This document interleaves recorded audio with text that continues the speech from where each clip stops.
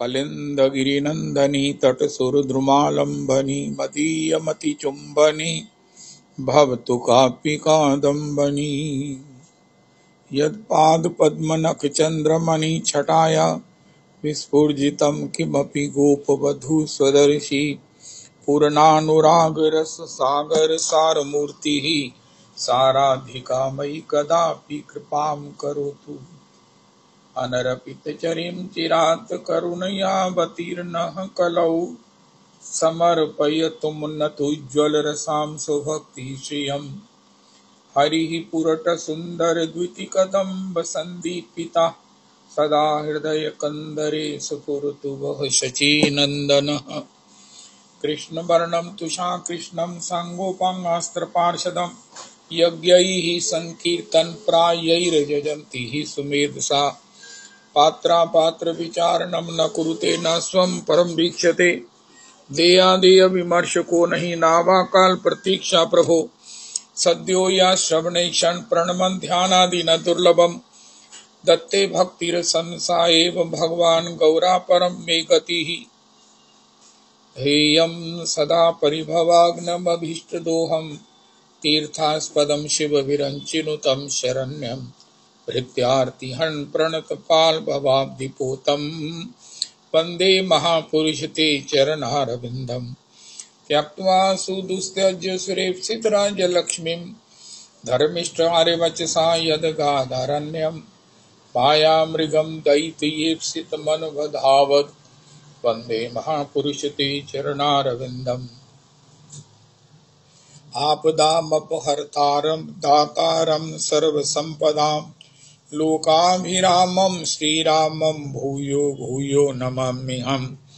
कृष्णाय वासुदेवाय हरये परमात्मने प्रणतक्लेशनाशाय गोविन्दाय नमो नमः। कृष्णाय वासुदेवाय देवकीनन्दनाय च नन्दगोपकुमाराय गोविन्दाय नमो नमः। सच्चिदानन्दरूपाय विश्वोत्पत्त्यादिहेतवे तापत्रय विनाशाय श्रीकृष्णाय वयं नमः। नमो धर्माय महते नमः कृष्णाय वेधसे ब्राह्मणेभ्यो नमस्कृत्य धर्मान् वक्ष्ये सनातनान्। नारायणं नमस्कृत्य नरं चैव नरोत्तमं देवीं सरस्वतीं व्यासं ततो जयमुदीरयेत्। अज्ञानतिमिरान्धस्य ज्ञानाञ्जनशलाकया चक्षुरुन्मीलितं येन तस्मै श्रीगुरुवे नमः। वाञ्छाकल्पतरुभ्यश्च कृपासिन्धुभ्यैव च पतितानां पावनेभ्यो वैष्णवेभ्यो नमो नमः। हन्ताय मद्रिर्बला हरिदासवर्यो यद रामकृष्णचरणस्पर्श परमोदा मानं तनोति सह गोगणयोस्त्रियोर्यत् पानीयसूयवस्कन्दर्कन्दमूलैः। कच्चित् तुलसी कल्याणी गोविन्द चरणप्रिये सह त्वालीकुलैर्बिभ्रत् दृष्टस्तेति प्रियोच्युत। हरे कृष्णा कृष्ण कृष्ण हरे हरे हरे राम राम राम हरे हरे। हरे कृष्ण कृष्ण कृष्ण हरे हरे हरे राम राम राम हरे हरे। आज श्री जीव गोस्वामी पाद जी का श्री श्री राधा दामोदर मंदिर वृंदावन व राधा कुंड व श्री सनातन दास बाबा जी व जगदानंद दास बाबा जी तिरुवहाम। अहमेवास्मेवाग्रे नान्यद्यत् सदसत्परम् पश्चादहं यदेतच्च यो अवशिष्येत् सोऽस्म्यहम्। ऋते अर्थं यद् प्रतीयेत न प्रतीयेत चात्मनि तद्विद्यादात्मनो मायां यथा भासो यथा तमः। यथा महान्ति भूतानि भूतेषु चावचेष्वनु प्रविष्टान्यप्रविष्टानि तथा तेषु न तेष्वहम्। एतावदेव जिज्ञास्यहं तत्त्वजिज्ञासुना आत्मना अन्वयव्यतिरेकाभ्यां यत् स्यात् सर्वत्र सर्वदा। हरे कृष्ण कृष्ण कृष्ण हरे हरे हरे राम राम राम हरे हरे। हरे कृष्ण कृष्ण कृष्ण हरे हरे हरे राम राम राम हरे हरे, हरे कृष्ण कृष्ण कृष्ण हरे हरे, हरे राम राम राम हरे हरे। श्री श्री जीव गोस्वामी पाद प्रभु, श्री सनातन दास बाबा जी, श्री सनातन दास बाबा जी, श्री जगदानंद दास बाबा जी प्रभु के चरणों में कोटि कोटि प्रणाम करें। श्री श्री जीव गोस्वामी, श्री श्री सनातन दास बाबा, श्री श्री जगदानंद दास बाबा प्रभु जनों की पद धूली मस्तक पर लगाएं। ओ हो। श्री रूप सनातन भट्ट रघुनाथ, श्री जीव गोपाल भट्ट दास रघुनाथ, श्री रूप सनातन भट्ट रघुनाथ, श्री जीव गोपाल भट्ट दास रघुनाथ। इछे गोसाई करी चरण बंदन, यहाँ ते विघ्न नाश अभिष्ट पुराण। इछे गोसाई करी चरण बंदन, यहाँ ते विघ्न नाश अभिष्ट पुराण। इछे गोसाई जार मुई तार दास, तास भार पद रेनु मोर पंच ग्रास। इछे गोसाई जबे ब्रज कैलावास, राधा कृष्ण नित्य लीला करीला प्रकाश। ओहो, बहुत सुंदर। सभी वैष्णव दीनतावशात और वैसे भी अक्सर कहे सुने देखे जाते हैं, भैया भजन नहीं चलता, भजन नहीं चलता, नाम जप नहीं होता, बिहारी मेरी टूटे न भजन लड़ी। गुरुजनों से प्रार्थना, भगवान से प्रार्थना, रजरानी से प्रार्थना,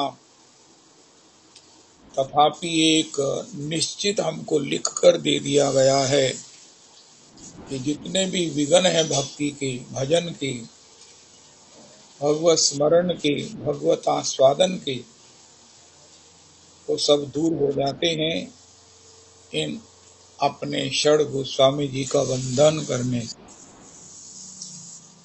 श्री श्री ब्रजलाल जी, श्री श्री राजमाता जी के भाई जो अब भगवान की सेवा में चले गए हैं, भगवत सेवा नित्य उन्होंने प्राप्त कर ली है, उनका एक बार गाया हुआ वचन है कि मैंने संत मंदिर के पिताजी से कहा, पिताजी मेरा नाम नहीं चलता।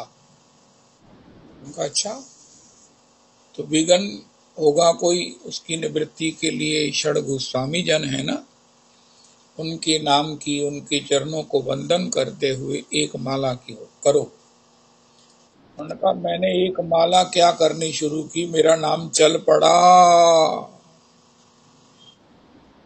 श्री श्री ब्रजलाल जी के हाथ में हमेशा माला झोली रखी रही रहती थी। श्री राधा कुंड में जब वो अधिक मास में श्री श्री कार्तिक मास में पधारते तो उनके हाथ में हमेशा माला झोली, माला झोली। ओहो हो। खुद उन्होंने मुझे बताया कि तब से मेरा नाम जब चल रहा है। श्री रूप सनातन भट्ट रघुनाथ, श्री जीव गोपाल भट्ट दास रघुनाथ। इछे गोसाई करी चरण बंदन, यह हैते विघ्न नाश अभिष्ट पुराण। उनमें श्री श्री जीव गोस्वामी हैं, रूप गोस्वामी जी के भतीजे हैं, अनुपम के सपुत्र हैं। लेकिन हमारे गुरुदेव प्रभु परम प्रामाणिक आचार्य पाद के समान के श्रीमुख का वचन है, जीव गोस्वामी के समान कोई विद्वान नहीं हुआ। महाविद्वान, प्रकांड विद्वान, शास्त्रज्ञ, ओहो श्रुतिज्ञ, कृतज्ञ, ओहो जिनके द्वारा लिखे हुए ग्रंथों से ही हम भागवत जी को कुछ कुछ आस्वादन कर सकते हैं। गोपाल चंपू जी में उन्होंने जो परकिया भाव की व्याख्या की है, श्री श्री जीव गोस्वामी का श्री श्री विठलनाथ गोसाई जी से बेहंग बहुत प्यार है, बहुत घनिष्ठता है। एक ग्रंथ अगर श्री जीव गोस्वामी जी लिखते तो एक श्री श्री विठलनाथ गोसाई जी लिखते। श्री श्री गोसाई जी महाराज स्वकीय भाव के पक्षधर हैं। श्री जीव गोस्वामी जी गौड़िया संप्रदाय में श्री परकिया भाव के पक्षधर हैं। खूब चर्चा होती, आनंद होता, तथापि श्री विठलनाथ जी ने बाद में स्वीकार किया जीव गोस्वामी जी के प्रेम से कि ये युगल लीला श्री राधा कृष्ण का नित्य लीला विहार स्व किया भी है, पर किया भी है, स्वभाव क्रिया भी है, स्व किया भी है और पर किया भी है। श्री श्री गोपाल चंपू में जैसा इसका चर्चा हुई है वो अपने आप में अन्यतम है, अन्यतम है। ओ हो। नंद तनुज किंकर जी, अब आप ऐसा करो, गीता जी की अब की बार अगर विश्राम करते हो तो श्री गोपाल चंपू जी का गान करो। ओ हो। आप जिस रास्ते पर चल पड़े हो ना, ये आपको बहुत ऊंचाइयों पर ले जाएगा। अध्यात्म का आप एक बहुत बड़ा अनुभव प्राप्त करने वाले हो, ऐसा मुझे लगता है। तथापि उसके लिए श्री गोपाल चंपू जी का स्वाध्याय करोगे। जब गान करना होगा 1 2 3 बार स्वाध्याय करके ही एक बार गान होता है, तो आप याद करोगे कि आपने कोई ग्रंथ पढ़ा है और आपको श्री कृष्ण के तत्व का बोध होगा। 6 संदर्भ लिखे, भक्ति संदर्भ, तत्व संदर्भ, 6 संदर्भ है। और भी कई ग्रंथावली श्री श्री रूप गोस्वामी प्रभु के द्वारा प्रणीत का सब प्रकार से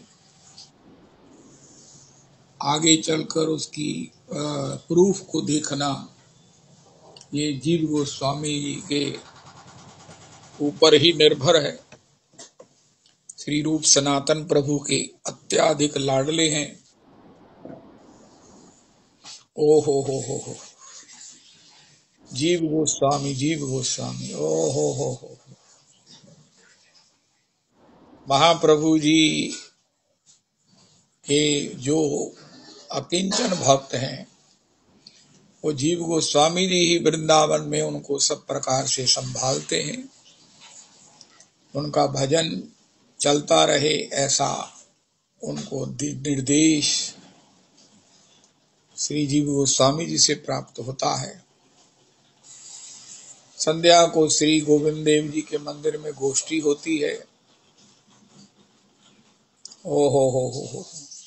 मीरा जी को भी श्री जीव गोस्वामी जी ने ही गौर तत्व के विषय में बताया और मीरा जी ने कहा कि मेरे तो गिरधर गोपाल है, मेरो पति गिरधर हैं, लेकिन गौर कृष्ण की दासी मीरा रसना कृष्ण रटे। जीव गोस्वामी जी से ही गौर तत्व का बोध श्री मीरा जी को प्राप्त हुआ। श्री श्री जीव गोस्वामी जी के द्वारा ही गोस्वामी जनों के ग्रंथों के प्रचारार्थ श्रीनिवासाचार्य श्री नरोत्तम दास ठाकुर और श्यामानंद जी को गौड़ देश भेजा गया था, जिसकी चर्चा अक्सर नंद तनुज करते हैं। विघ्न भी आए तथापि वो कार्य संपन्न भी हुआ। ओ हो। लोकनाथ गोस्वामी जी उनसे काफी वृद्ध हैं, बड़े हैं, तथापि वो जीव गोस्वामी जी से अत्यधिक स्नेह रखते हैं, उनका बेहद आदर करते हैं। लोकनाथ गोस्वामी, जीव गोस्वामी जी का चरित्र अपने आप में एक अपूर्व है। आहा, रसिकाचार्यों में, ब्रज के रसिकाचार्यों में जीव गोस्वामी जी का चरित्र नंद तनुज किंकर जी गाते हैं। ओ हो। श्री राधा दामोदर जी में उनका भजन मंदिर है। राधा दामोदर जी की परिक्रमा करते हैं तो जीव गोस्वामी जी की परिक्रमा, रूप गोस्वामी जी की प्रदक्षिणा का, भूगर्भ गोस्वामी जी की प्रदक्षिणा का सहयोग भी बनता है। ओ हो। ये हमारी क्या कहें, परम निधि है। आचार्य जन, गुरुजन, गोस्वामी जन, उनकी रचित ग्रंथावली, ओ हो, गौर चरित्र, नरोत्तम प्रार्थना, भक्ति रसामृत सिंधु, प्रेम भक्ति चंद्रिका,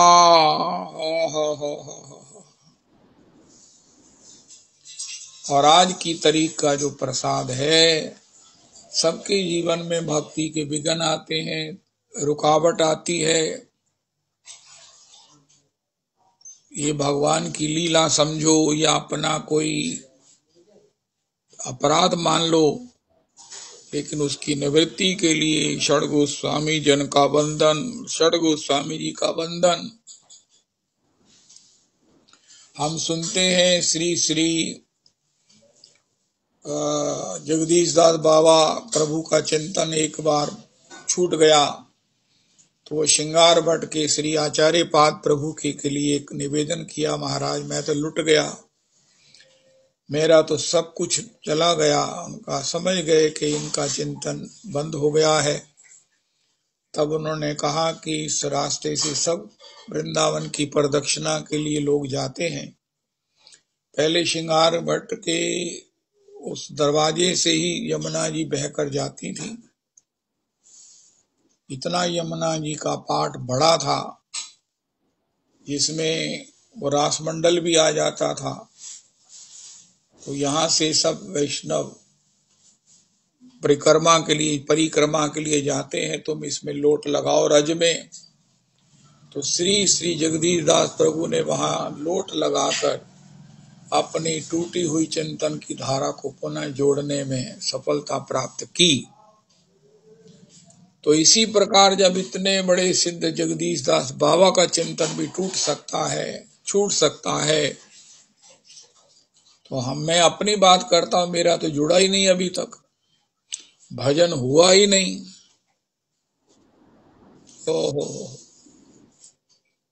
तो षड गोस्वामी जी का बंधन, षड गोस्वामी जी के बंधन की एक माला इसको जोड़ सकती है,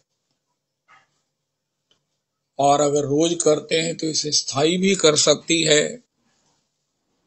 ऐसा बहुत बड़ा हमारे इस उपासना अनुग्रह है, गुरुजनों के द्वारा हमें बताया गया अंतरंगतम साधन है। हमारा मंगलाचरण बदल जाता है जब हम रागानुगा भजन में जाते हैं। तो रागानुगा भजन में हमारा वंदन होता है षड गोस्वामी जन का, पंच तत्व का, गुरु जी का, श्रीधाम वृंदावन का, वृंदावन की रज रानी का। तो फलश्रुति के अनुपात, अपनी स्थिति के अनुपात, अपनी रुचि के अनुपात, प्राप्ति और प्राप्ति के अनुकूल जो वंदन है बंधन तो सभी में है, लेकिन हमारा बंधन है षड गोस्वामी जन का बंधन, षड गोस्वामी जन का बंधन, षड गोस्वामी जन का बंधन।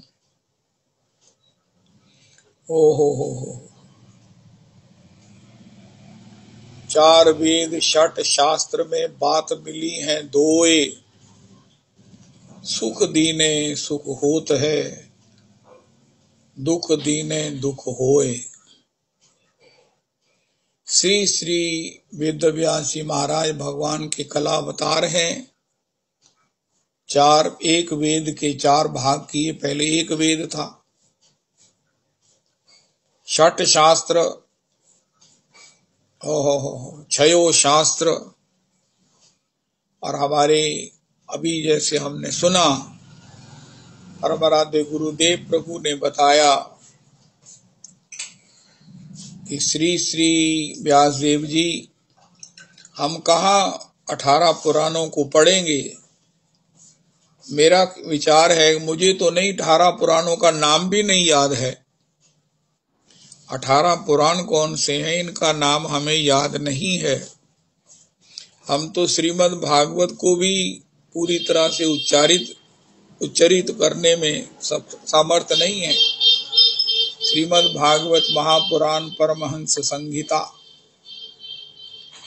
नरसिंह पुराण, नारद पुराण,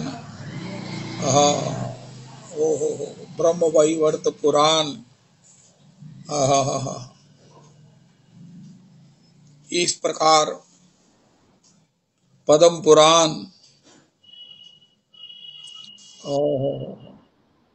तो इन 18 पुराण प्रभु जी आप ही की महिमा है, आप ही का ज्ञान है, आप ही की प्रभुता है कि आपने इनकी रचना की है।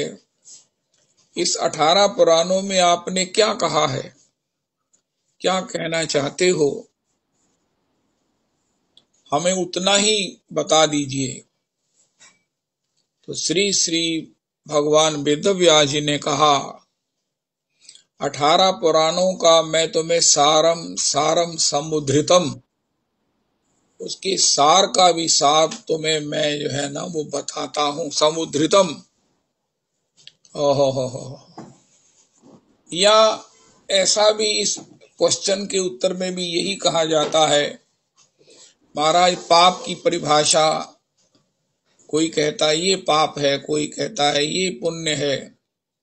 प्रभु जी आप तो परम प्रमाणिक हैं, भगवान हैं, भगवान वेदव्यास जी साक्षात भगवान हैं। तो हमें बताइए कि पाप क्या है जिसका परिणाम दुख के रूप में हमें मिलता है, पुण्य क्या है जिसका परिणाम सुख के रूप में, शांति के रूप में हमें प्राप्त होता है, ताकि हम पाप से बचें और पुण्य करते रहें। श्री श्री वेदव्यास जी कहते हैं, पापाय पर पीड़नम, हमारी किसी भी गतिविधि से, उपस्थिति से, वचनावली से जिससे किसी को पीड़ा होती है, किसी भी प्रकार से हम किसी को पीड़ित करते हैं, किसी को हमारे द्वारा पीड़ा होती है, अच्छा नहीं लगता है, वो दुखी होता है, हो तो वो पाप है। पापाय पर पीड़नम, अगर किसी का दिल दुख गया, किसी का हृदय दुख गया, हो। श्री श्री प्रेमानंद गोविंद शरण प्रभु कह रहे हैं, कोई तुमसे बलवान है, हम उसके साथ भिड़ नहीं सकते, लेकिन उसने हमसे नाजायज किया है, हमें पीड़ित किया है। और अगर पीड़ित व्यक्ति ने ये कह दिया, हम तो तुम्हारा कुछ बिगाड़ नहीं सकते, लेकिन याद रखना ये तुमने जो मुझे पीड़ा दी है ये बहुत कष्टप्रद है और तुम भी इसका फल भोगोगे, तो आप समझ लीजिए कि आपके जीवन का सर्वनाश निश्चित है। सर्वनाश निश्चित है। अगर किसी ने अपने मुख से ये कह दिया हम आपका मुकाबला नहीं कर सकते, लेकिन हमारे हृदय को आपने जितना पीड़ित किया है, कर रहे हो, इसका परिणाम आपको भोगना पड़ेगा। तो ये भयंकर पाप है। जैसे भी हो कसर खा के सब्जेक्ट टू के इसका परिणाम कितनी भारी यातनाएं हैं जो खत्म ही नहीं होती हैं।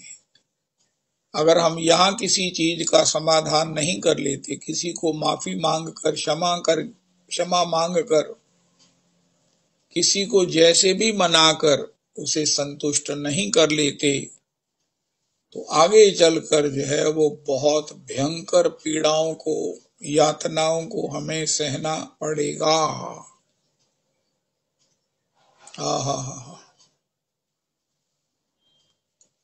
हमारे गुरुदेव प्रभु का एक वचन है, उनका कोई भी वचन बड़ा प्रामाणिक होता है। एक भाई ने अपने भाई के घर जाकर, भाई घर नहीं था, उसको सेंटर टेबल पर एक बाउल में रखे हुए सेब को बिना पूछे खा लिया। ये पानी वगदा। भाई आया तो उसने कहा कि ये आपने क्या किया? उनका भैया मुझे भूख लगी थी तो मैंने कहा अपना ही तो घर है तो मैंने खा लिया, कोई बात नहीं है। लेकिन ये जो तुमसे अनजाने में पाप हो गया है, इसका मार्जन यही कर लो। ये हमारे परम प्रामाणिक आचार्य कह रहे हैं। उनका इसका प्रायश्चित क्या होगा? उनका राजा से इसका दंड पूछो और दंड भोगो। महाराज भोग लेंगे आगे चलकर। उनका ना भैया, आगे चलकर दंड बड़ा भयंकर मिलता है, यहाँ तो थोड़े में छुटकारा होगा। ये बात बहुत गंभीर है, आगे चलकर बहुत भयंकर दंड मिलता है। वो राजा के पास गया, उसका महाराज मेरे भाई ने भी मुझे क्षमा कर दिया। उनका ठीक है, तुम जाओ, तुम्हारा कोई दोष नहीं है, राज्य की ओर से भी तुम्हें मुक्त किया जाता है। वो भाई के पास आया, भाई ने कहा मुझे राजा ने मुक्त कर दिया। भाई ने कहा नहीं, राजा को कहो कि मुझे दंडित करे, दंड भोगो, वरना। राजा ने कहा फिर इसका दंड तो यह है कि तुम्हारा हाथ काट दिया जाए। हाथ उसने कटवा लिया। हमारे गुरुदेव प्रभु कहते हैं कि हाथ कटवाने के बाद कटा हुआ हाथ लेकर जब वो आया तो भाई ने कहा अरे स्टिल ये बहुत कम है, आगे जो दंड मिलता है वो बहुत ज्यादा है। जो यम के बुक में जो ये दंड की जो टैरिफ लिखे हुए हैं, ये करने से ये दंड मिलता है। कितनी कितनी यातनाएं लिखी हैं। 28 नरकों की चर्चा भागवत जी के अजामिल उपाख्यान से पहले है। कैसे कैसे ओहो सुनकर इंसान, अरे अच्छे भले मौसम में परीक्षित को पसीना आ गया। श्री परमाराध्य गुरुदेव सुखदेव स्वामी कहते हैं राजा परीक्षित तू इतने पसीने पसीने क्यों हो रहा है? मुझे तो कोई पसीना नहीं आ रहा। उनका महाराज आपने जिन नरकों की यातनाओं का, कर्मों के दोषों के शुद्धि का जो दंडों का विधान बताया है वो तो मैं सुनकर कांप रहा हूं, पसीने से तरबतर हो रहा हूं कि क्या किसी भी दोष का, पाप का इतना भयंकर दंड है, इतना भयंकर दंड है। ओ कहा जीव को महाराज इन दंड को भोगने की सामर्थ्य है, लेकिन भोगना तो पड़ेगा। वहां लिखा है महाभारत में एक व्यक्ति ने दूध पानी पीती हुई गैया को हटा दिया, पता नहीं किस कारण, किस गफलत में। उसके यहाँ 7 जन्म संतान का योग खत्म हो गया। और उनका अब तुम उल्टे भी लटक जाओ ना तो तुम्हारे 7 जन्म में संतान होने वाली नहीं है। ये दंड है। अब बताओ, ओ किसी का पैसा रख लिया, किसी को वचनों के द्वारा उत्पीड़ित कर दिया, किसी का दिल दुखा दिया,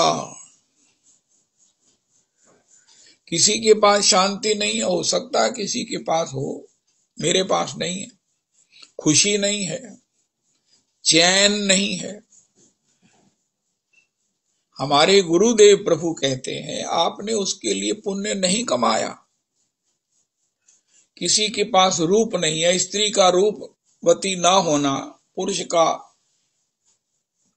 पुरुषत्व से सशक्त नहीं होना, शक्तिशाली सशक्त नहीं होना, ये भयंकर पापों के परिणाम है। और भी जो हमारे पास नहीं है, धन नहीं है, हमने दान नहीं किया, विद्या नहीं है, हमने किसी को पढ़ाया नहीं, पढ़ने में उसकी सहायता नहीं की। हमारे Gurudev Prabhu is fond of Shri Rabindranath Tagore ji की एक कोटेशन है, भगवान ने आकाश में कितने तारे प्रकट किए हैं, क्या एक धरती के किसी प्रतिभावान, पढ़ने में कुशल, पढ़ने में योग्य व्यक्ति को पढ़ाकर आप संसार को एक स्टार, एक सितारा नहीं दे सकते हैं। कई बच्चे हैं जो पढ़ना चाहते हैं, उनमें प्रतिभा है लेकिन रिसोर्सेज नहीं है। उनका प्रभु जी आप पढ़िए, आपको खर्च के विषय में सोचने की जरूरत नहीं है। ऐसा अगर एक बच्चा भी पढ़ जाता है हमारे सहयोग से, तो वो उसी प्रकार है जैसे आकाश में एक तारे को हमने जन्म दे दिया। वो प्रतिभावान, वो प्रतिभा आगे संसार का, लोक का, समाज का कितना कल्याण करेगी। हमारे गुरुदेव प्रभु का कहना है विद्या दान बहुत बड़ा दान है। क्या करें? उनका विद्या का दान करो, विद्या का दान करो, विद्या का दान करो। श्री अयोध्या जी में शास्त्री जी बहुत बड़े भक्त, बहुत बड़े संत। ओहो, जब हम श्री श्री जय सीताराम जो हीरी दलाली का काम करते थे, राम जी के प्रेमी, अयोध्या के प्रेमी जी के साथ कभी जाने का सुयोग बनता अयोध्या जी में, तो वहां शास्त्री जी के दर्शन करते। शास्त्री जी कहते आप अपने देश से आया करो तो बच्चों के लिए किताबें, पेंसिल, रबड़, तख्ती, स्लेट वो लेके आया। यहाँ स्कूल तो है लेकिन बच्चों के लिए इन किताबों, कॉपियों के बिना पढ़ाई में विकास पूरी तरह नहीं हो पाता। और एक शास्त्री नगर में दुकान है उनकी, वो शास्त्री जी के भक्त, वो जब भी जाते कॉपियों के बंडल, पेंसिल, रबड़ और लेकर जाते। ओहो, ओहो। बच्चे कहते हैं माओं को हमें हथियार ले दो, पेच डालो अपने गहनों को। हिमालय की बुलंदी से आवाज है आई, अयोध्या धाम चित्रकूट से आवाज है आई, ये आई, हमें बुक्स ले दो, हमें कॉपीज ले दो।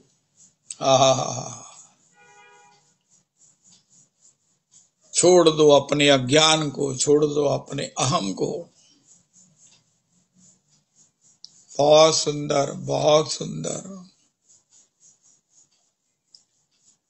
कई लोग, एक बार डेंटिस्ट के पास बैठे हुए एक चर्चा हो रही थी, एक माताजी कहने लगी हमारे पास भी बहुत फंड जमा है, हमारी संकीर्तन की गोष्ठी है, मंडली है, और उसमें कुछ ना कुछ लोग जोड़ते रहते हैं। क्या उपयोग करें? मैंने तो उनको इमीडिएट कहा, गैयाओं की सेवा हो। इसके साथ बच्चों को जहां कॉपी पेंसिल चाहिए वो भी उसका वितरण रेगुलराइज कराया जाए, बच्चों को पढ़ने में सहायता की जाए, बुक्स दी जाएं। हा हा हा हा। विद्यादान, हमारे गुरुदेव प्रभु के यहाँ वो पाठशाला चलती है, सुश्री शांता, वो ऐसा नाम है स्कूल का।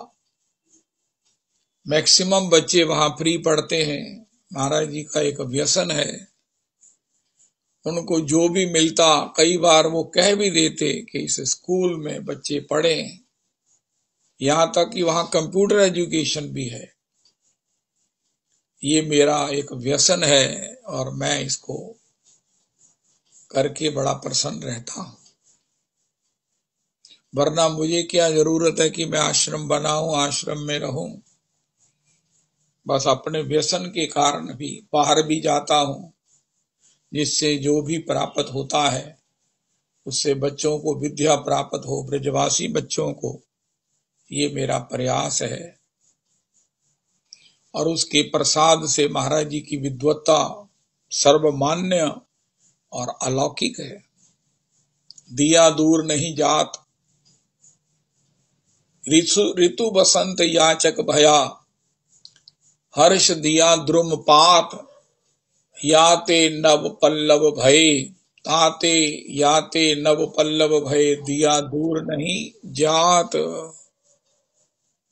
विद्यादान बहुत बड़ा दान है, और आज की तारीख में तो विद्या के बिना बच्चों का भविष्य बिल्कुल खत्म है। अगर तो कोई बच्चा साधारण पढ़ाई नहीं, किसी पर्टिकुलर फील्ड में दक्ष नहीं है, तो वो अपने आने वाले समय में सम्मान पूर्वक जी नहीं सकता है, विवाह ही नहीं होगा। व्यापार, ये सब बातें जो है ना वो खत्म हो गई हैं।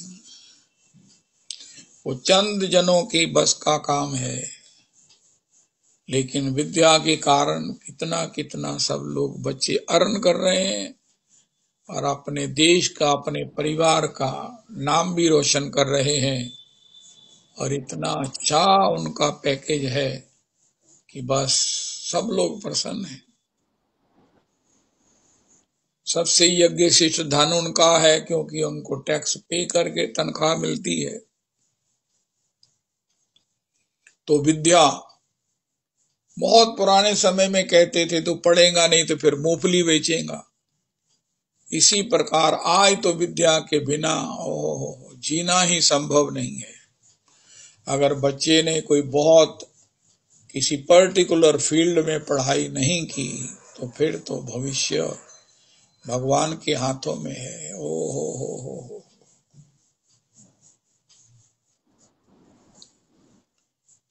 जय हो। विद्या की स्वामिनी श्री लाडली जो हैं, किशोरी जो हैं, उनकी कृपा सब पर हो, ऐसे प्रार्थना के साथ। तो श्री श्री पापाय पर पीड़नम, मेरे बैठने से, मेरे हिलने से, मेरे जाने से, मेरे आने से, मेरे कुछ बोलने से, हमारे गुरुदेव प्रभु अभी कहा, ये अंधे काने अदरा, नजर नहीं आंदा, लेकिन अगर इसके बदले कह दे, अरे प्रज्ञा चक्षु प्रभु जी, ना आपने मुझे क्या कहा। उनका नेचर जिससे कोई चीज ले लेती है उसको दूसरी ओर कंपनसेट करती है। मैं देख रहा हूं कि आपके बाह्य नेत्र तो पता नहीं क्यों नहीं, लेकिन आपके भीतर जो उसका प्रकाश है वो साधारण असाधारण जनों को भी प्राप्त नहीं है। ऐसे हम परम पूज्य बाबूजी का वचन है, कोकिल किसी को क्या देती है, कौआ क्या लेता है, लेकिन मीठी वाणी बोलकर कोकिल सबकी प्रिय हो गई है। कोकिल कंठ लता जी कोकिल कंठ, श्री मुकुंद हरि जी कोकिल कंठ। तो इस प्रकार अगर हम वचने का दारिद्रम, बोलने में क्या दरिद्रता, अगर शब्दावली हमने कुछ बोलना है, किसी के साथ किसी को संबोधन करना है, तो उसमें काहे की दरिद्रता, काहे की कंजूसी। खूब जरा उदारता से, सम्मान के शब्दों से उसे उदार बनकर, यदा पुरुदार गोप्य, श्री ठाकुर जी का श्री यजन कर सकते हैं। धर्म क्षेत्र कुरुक्षेत्र, वचनों के द्वारा भी पूजा होती है। भागवत जी में गोपी गीत में लिखा है, प्रणयावलोकई के द्वारा प्रेम से दृष्टिपात करते हुए हिरनिया श्याम सुंदर की पूजा करती हैं, और श्याम सुंदर उनकी पूजा को ग्रहण भी करके उनको तदवत रिस्पॉन्ड भी करते हैं। धन्या मूढ़ मतेओ अपि हिरण्ययेता या नंदनंदन मुपात विचित्र वेशम आकरण्य वेणुरणितम सह कृष्ण साराः पूजाम दुर्विरचिताम प्रणयावलोकैः। आय हाय हाय हाय। भगवान को ऐसे अनुराग भरे नेत्रों से निहारती हैं कि भगवान बलिहार हो जाते हैं। आय हाय हाय हाय हाय हाय। सुखदेव जी आपकी जय हो। तो वचने का दरिद्र, अगर हम डोंगरे जी कहते हैं किसी को उसका आतिथ्य ना कर सके तो मधुर शब्दों से उसको प्रसन्न कर सकते हैं। प्रभु जी आप कुछ ले लीजिए, उनका महाराज क्या देंगे आप, उनका हमारे यहाँ तो आज ठाकुर जी को भी भोग मुश्किल लगेगा, लगा नहीं। अगर आप जल की सेवा स्वीकार करें, उनका मुझे जल ही दे दीजिए, उनका मैंने कुछ लेना नहीं है, मैं खा पी के आया हूं। उनका महाराज अगर आप कुछ ग्रहण कर लेते तो हमारा अन्न शुद्ध हो जाता, हम धन्य धन्य हो जाते। उनका आपने मुझे ना भी खिलाकर मेरी आत्मा तक को संतुष्ट कर दिया है। आपके वचनों से, आपकी शब्दावली से मेरी आत्मा तक आनंदित हो गई। अगर इस प्रकार, तो अगर इसके विपरीत अगर हमने किसी ऐसा वचन कह दिया जो इस किसी को चुभने वाला हो, किसी को कष्ट दे, पीड़ा दे,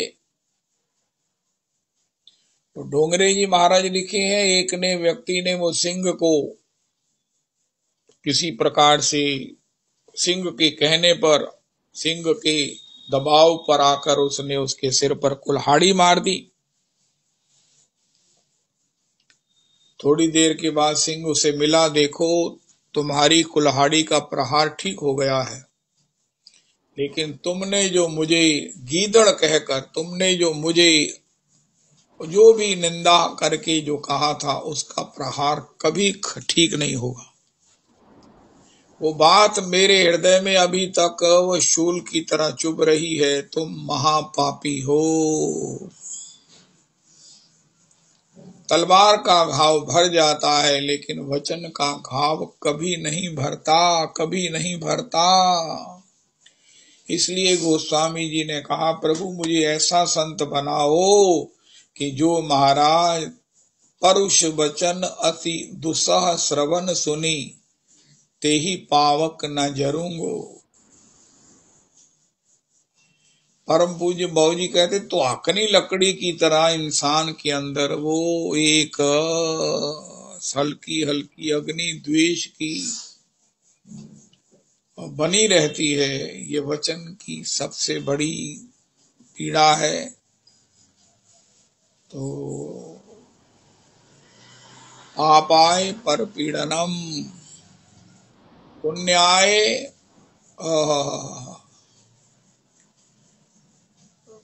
पर परोपकाराय पुण्याय, जिससे किसी का उपकार हो।